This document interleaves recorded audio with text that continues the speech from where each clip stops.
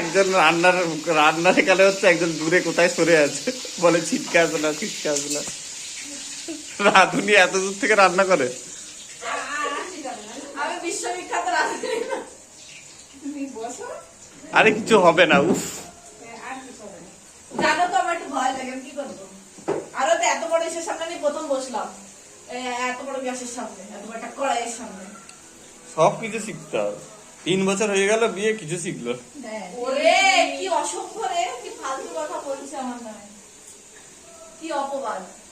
সকালবেলা ফাঁকি দিয়েছে, এবার রান্না করো।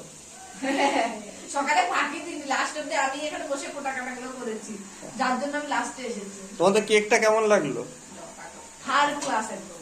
তাহলে নতুন ফ্লেভার, নতুন বলো ফ্লেভার। কাকিমা, কিরম বাজে? ভালো নতুন জিনিস তুমি ভিডিওতে খারাপ বলছো। ওই সাথী বলেছে